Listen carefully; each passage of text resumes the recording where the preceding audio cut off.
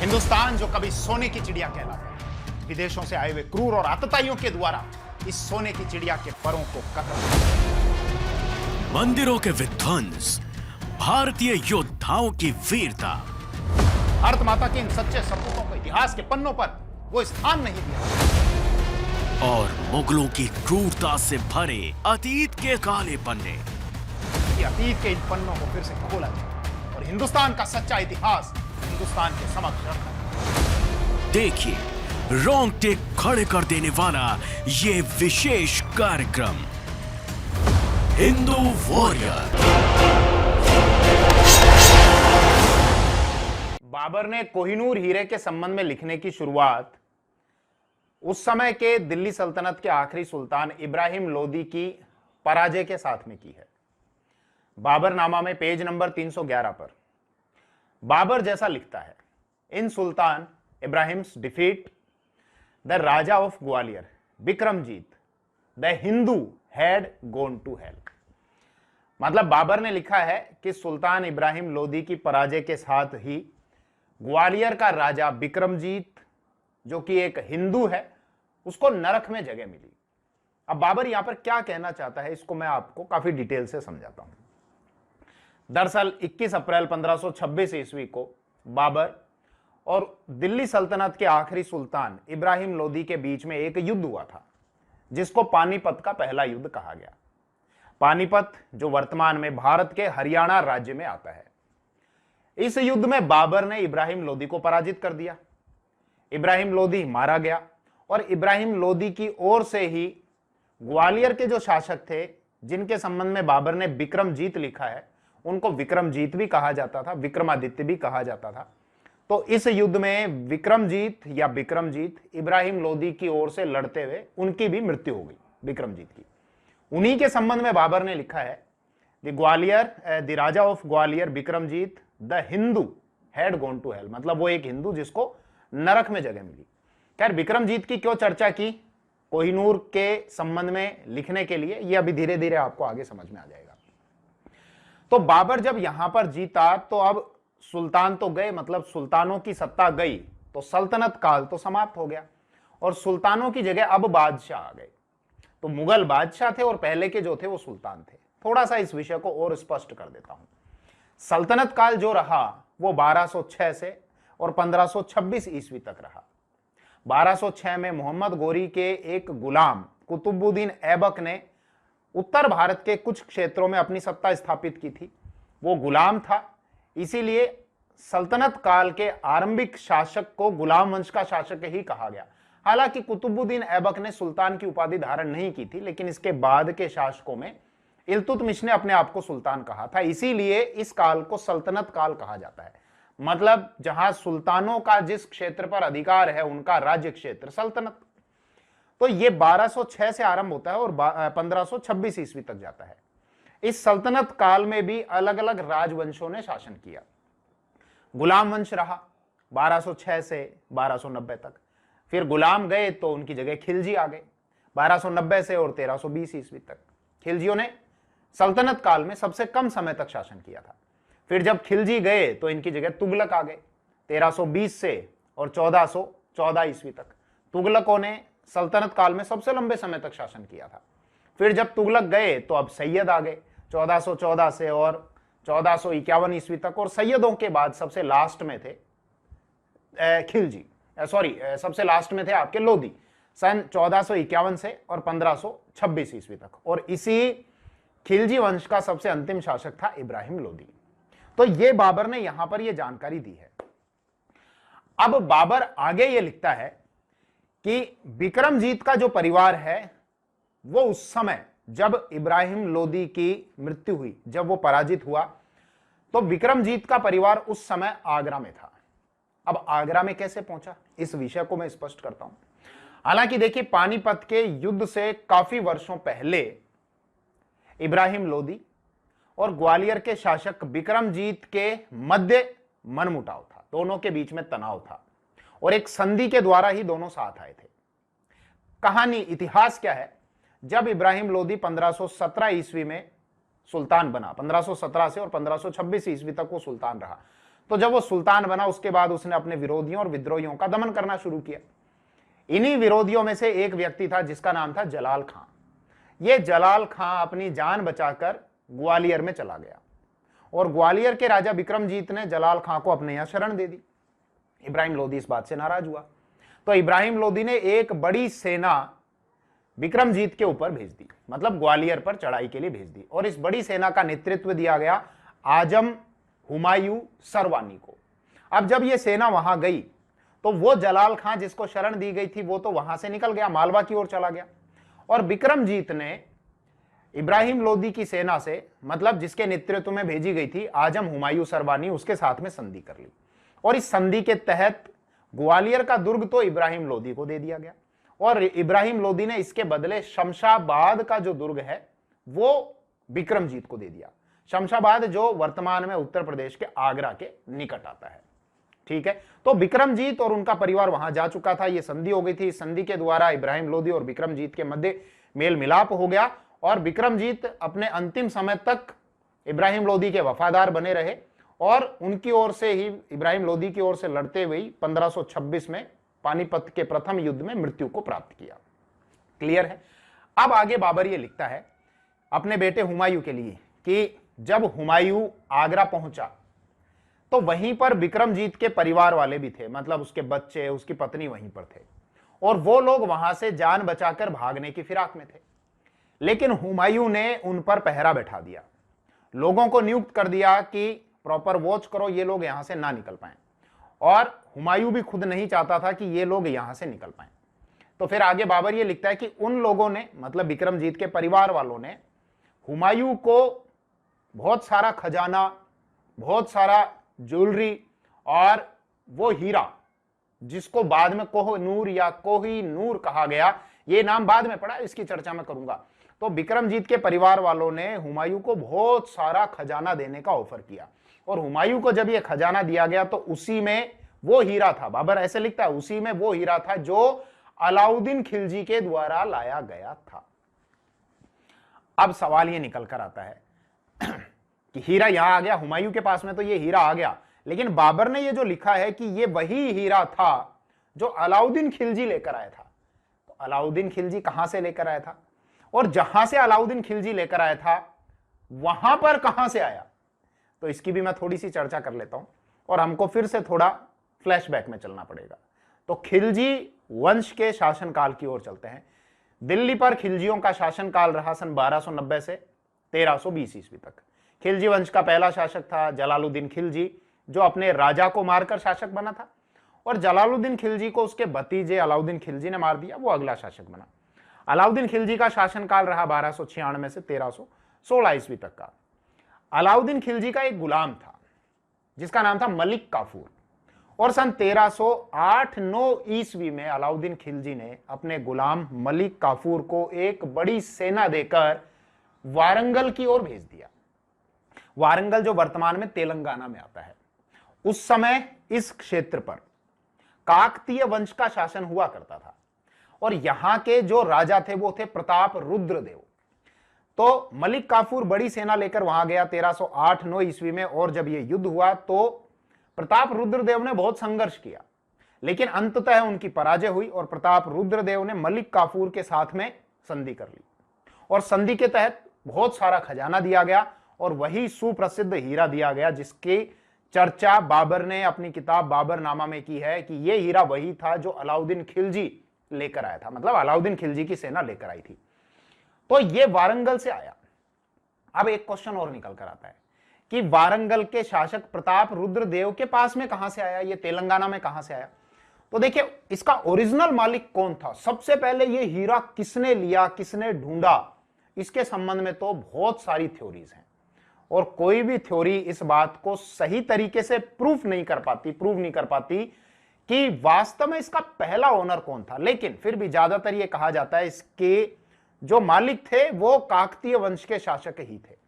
अब ये हीरा निकला कहां से, तो एक मैं चर्चा करता हूं एक व्यापारी की जिसने 1665 ईस्वी में भारत की यात्रा की थी। वो कीमती पत्थरों का व्यापारी था, मतलब मोती, माणक, मूंगे, हीरे वगैरह ये जो कीमती है सब पत्थर ही हैं। इनका व्यापार करता था। फ्रांस का वो नागरिक था, फ्रांस का व्यापारी था। 1665 में वो भारत आया था। उसका नाम था टेवेर्नियर। तो टेवेर्नियर क्या लिखता है, जब वो कृष्णा नदी के क्षेत्र में गया, उस क्षेत्र में जो वर्तमान में तेलंगाना और आंध्र प्रदेश में आता है, तो वहां पर उस समय में 60,000 लोग खनन कार्य में लगे हुए थे, हीरे के खनन कार्य में लगे हुए थे। अब आप सोचो 1665 ईस्वी में अगर 60,000 लोग वहां से अपनी रोजी रोटी कमा रहे थे, तो उस हिस्से में, उस क्षेत्र में इस खनन कार्य को स्टेब्लिश हुए कितना टाइम हो गया होगा, कितने लोग वहां से अपनी रोजी रोटी कमा रहे थे। थोड़ा सा इस विषय की मैं और चर्चा कर लेता हूं। तेलंगाना और आंध्र प्रदेश का ये जो क्षेत्र है, जो कृष्णा नदी के किनारे आता है, एक वहां पर खान है कोल्लूर के क्षेत्र में। कोल्लूर वर्तमान में आता है आंध्र प्रदेश में। तो वहीं से बताया जाता है कि ये सुप्रसिद्ध कोहिनूर हीरा वहां से निकला था, कोल्लूर की खान से। लेकिन इसको गोलकोंडा डायमंड कहा जाता है। क्यों कहा जाता है? गोलकोंडा तो वर्तमान में आता है तेलंगाना में, जबकि कोल्लूर की खान है आंध्र प्रदेश में। गोलकोंडा दरअसल जो ये ट्रेड रूट था, व्यापार जो मार्ग था, इस ट्रेड रूट पर आता था। इसलिए आसपास के क्षेत्र से जहां भी हीरे का खनन हुआ करता था, वो सारा गोलकोंडा में आता था और फिर इसके बाद आगे ये ट्रांसपोर्ट कर दिया जाता था। और मुख्य रूप से यूरोप के जो लोग हैं वो इस हीरे को खरीदते थे। पूरे विश्व में गोलकोंडा के नाम से ये हीरा बेचा जाता था। लेकिन सन 1726 ईस्वी में जब ब्राजील में हीरे का खनन होने लगा, तो उसके बाद से गोलकोंडा डायमंड जो था, इसमें निरंतर रूप से गिरावट आती चली गई। हालांकि इसकी डिमांड कम नहीं हुई थी, लेकिन फिर भी इसमें गिरावट आती चली गई। क्यों? उसका कारण है प्रतिस्पर्धा। थोड़ा सा समझना, ब्राजील का जो डायमंड था वो इतनी अच्छी क्वालिटी का नहीं था जितनी अच्छी क्वालिटी का ये गोलकोंडा का डायमंड हुआ करता था। तो व्यापारियों ने क्या किया, पुर्तगाली व्यापारियों ने ये ब्राजील के उस हीरे को लाते इंडिया में, और इंडिया से फिर ये एक्सपोर्ट करते उसको यूरोप में। इंडिया से एक्सपोर्ट करने का मतलब ये उस हीरे को, ब्राजील के उस हीरे को गोलकोंडा डायमंड बताकर बेचा करते थे। तो इसकी वजह से ब्राजील का हीरा तो बिकता था गोलकोंडा के नाम से, और जो ओरिजिनल गोलकोंडा का जो हीरा था वो वहीं पर रह जाता था। उसकी डिमांड कम होती चली गई। तो इस कंपटीशन की वजह से, इस पैदा किए गए कंपटीशन की वजह से ये व्यापार धीरे धीरे धीरे कम होता चला गया। हालांकि हीरे का खनन बहुत पहले से होता है हमारे यहां पर, ईसा पूर्व से, मतलब जब ईसा मसीह का जन्म नहीं हुआ था उसके पहले से। कौटिल्य के द्वारा एक किताब लिखी गई है, कौटिल्य जिनको चाणक्य भी कहते हैं, उन्होंने किताब लिखी अर्थशास्त्र। उस अर्थशास्त्र में भी हमको जानकारी मिलती है कि भारत में हीरे का खनन ईसा पूर्व से होता आया है। लेकिन अगर वर्तमान समय की बात करें तो आज के समय भारत में इतना हीरे का खनन नहीं होता। एक रिपोर्ट है ब्रिटिश जियोलॉजिकल सर्वे की, उसमें तो ये बताया गया 2009 से 2013 के बीच में भारत में जितना हीरे का खनन हुआ, वो पूरे विश्व में जो खनन हुआ है उसका 1% के 10वें हिस्से से भी कम है। तो वर्तमान में तो खनन ना के बराबर होता है, लेकिन प्राचीन काल में पूरे विश्व में हीरे का एकमात्र अगर कहीं पर खनन होता था तो वो भारत में होता था। और ये सारी बातें इस बात को प्रूव करती हैं कि कोहिनूर का जो खनन है वो भारत में ही हुआ था, और संभवतः ये कोल्लूर की खान से ही निकला था। जब ये निकला था उस समय इसकी साइज बहुत बड़ी थी, लगभग 38 ग्राम के आसपास इसका वेट था, लेकिन आज तो काट छांट के 21 ग्राम के आसपास इसका वेट कर दिया गया है। खैर, वापस हम अपने विषय पर आते हैं। तो बाबर ने ये जो बात लिखी कि संभवतः ये वही हीरा है जो अलाउद्दीन खिलजी लेकर आया था, तो ये पूरी बात आपको समझ में आ गई। अब आगे बाबर ये लिखता है कि ये हीरा मुझे हुमायूं ने ऑफर किया और मैंने वापस ये हीरा हुमायूं को ही दे दिया कि तुम ही रख लो इस हीरे को। लेकिन बाबर ने लिखा है कि मैंने इसकी कीमत निकलवाई, और बहुत सारे जो कीमत निकालने वाले जो लोग थे, जब उन्होंने इसकी कीमत का आकलन किया तो उस समय इसकी कीमत इतनी थी कि पूरे विश्व के जितने भी लोग हैं वो इस हीरे की कीमत में 2.5 दिन तक भोजन कर सकते थे।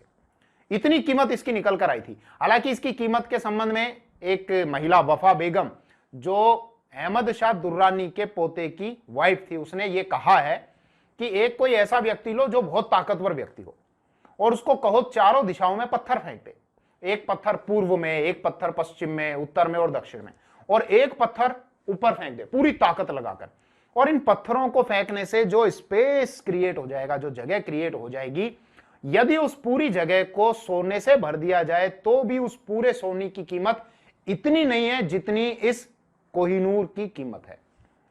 अब एक क्वेश्चन थोड़ा सा हम और अपने दिमाग में उत्पन्न करते हैं कि बाबर ने कहीं पर भी इस हीरे का नाम कोहिनूर नहीं रखा, लिखा नहीं कहीं पर भी कोहिनूर, लेकिन बात बाबर उसी हीरे की कर रहा है जिसको बाद में कोहिनूर कहा गया। तो ये कोहिनूर फिर कब अस्तित्व में आया, ये नाम किसने दिया? तो इसके लिए हमको थोड़ा सा अब और आगे की ओर चलना पड़ेगा। हुमायूं के पास में तो आ ही गया, और इन्हीं के वंशजों में आगे चलकर एक मुगल शासक बना था जिसका नाम था मोहम्मद शाह रंगीला। वो सन 1719 से और 1748 ईस्वी तक मुगल शासक रहा था। इसी के शासनकाल के दौरान ईरान के शासक ने, ईरान का शासक था नादिर शाह, उसको ईरान का नेपोलियन भी कहा जाता है, तो उसी नादिर शाह ने 1739 ईस्वी में भारत पर आक्रमण कर दिया। और 1739 ईस्वी में, फरवरी 1739 ईस्वी में एक युद्ध हुआ जिसको करनाल का युद्ध कहा जाता है। उस युद्ध में नादिर शाह जीत गया और मोहम्मद शाह रंगीला की सेना हार गई। जीतने के बाद नादिर शाह दिल्ली में प्रवेश कर गया। दिल्ली में उसका प्रवेश हुआ मार्च अप्रैल के महीने के आसपास में। जब वो दिल्ली में गया तो एक इतिहासकार ने उस समय की घटनाओं की जानकारी देते हुए लिखा है कि दिल्ली में उस समय अनाज के जो दाम थे वो आसमान पर चढ़ गए, अनाज के दाम बढ़ गए, अनाज की किल्लत हो गई, लूटपाट शुरू हो गई। नादिर शाह की सेना ने लोगों का कत्लेआम किया दिल्ली में और 20 से 30 हजार लोगों को मार दिया गया। तो मोहम्मद शाह रंगीला का जो सेनापति था निजामुल मुल्क, वो नंगे सर, मतलब अपनी पगड़ी उतारकर नादिर शाह के सामने गया और ये कहा, आप ये मारकाट बंद कीजिए, आपको जितना पैसा चाहिए, जितनी दौलत चाहिए वो हम आपको देंगे। तो उस समय इतनी दौलत नादिर शाह लेकर गया था कि जितना पैसा मुगलों ने इकट्ठा किया था वो लगभग पैसा वो लूट कर ले गया। नादिर शाह ने डिमांड की कि मुझे 100 करोड़ की रकम चाहिए, तो उस रकम को इकट्ठा करने के लिए मुगल शासक ने उस समय अपनी ही जनता को लूटा और लूटने के बाद ये रकम इकट्ठी की गई और नादिर शाह को ये रकम दी गई। और ऐसा बताया जाता है कि जब नादिर शाह इस रकम को, इस पैसे को लेकर गया तो उसी में ये प्रसिद्ध हीरा कोहिनूर भी था और इसी हीरे को देखकर नादिर शाह ने कहा था ये कोह-ए-नूर है, यानी कोहिनूर है, मतलब रोशनी का पहाड़ या रोशनी का पर्वत, माउंटेन ऑफ लाइट, इसका मतलब ये था। उसी लूट में नादिर शाह एक तख्त भी ले गया जिस पर मुगल बादशाह बैठा करते थे, उसको तख्त ए ताउस या मयूर सिंहासन कहा जाता है, वो भी लेकर चला गया।